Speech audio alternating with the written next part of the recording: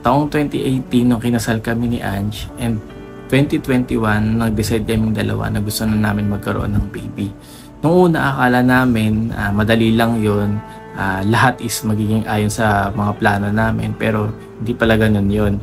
For 2 years, trinay talaga namin yung best namin na magkaroon na kami ng baby. Kaya lang, dumadating yung disappointment and frustrations, lalo na kapag nagkakaroon ng buwanang dalaw si Ange monthly. And then, minsan, napaisip ako na parang gusto ko na lang mag-adapt. Buti na lang, thankful kay Lord kasi sa kabila ng kahinaan ko na yon, si Ange is nananatiling positibo na someday tutuparin ni Lord yung mga panalangin namin. So, while waiting, tuparin ni Lord yung mga pinapanalangin namin, nag-decide kaming dalawa na mag-serve ulit kay Lord. Nung una akala namin yung mga blessings na nare-receive namin is yun na talaga yung mga supernatural blessings namin ngayong taon, like yung nagkaroon kami ng cell group, and then nakapag-involve kami sa music ministry, and then ako nakagraduate ako sa Destiny Training, and si Ange nakapagpatuloy din sa Destiny Training.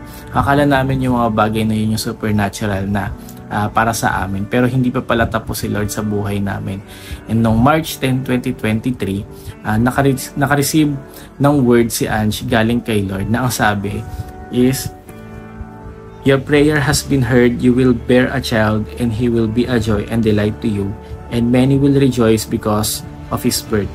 And after a month, April 20, 2023, isang araw pa lang nade-delay si Ange, at nung nalaman ko na nag-positive siya sa kanyang pregnancy test, halos inaraw-araw namin na mag-PT siya para lang makasigurado kami.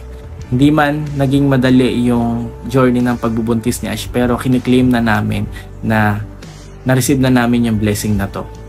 So at ito ngang December 11, 2023, lumabas na yung aming supernatural baby na si Amaraya Noel, at siya yung aming supernatural blessing ngayong taon.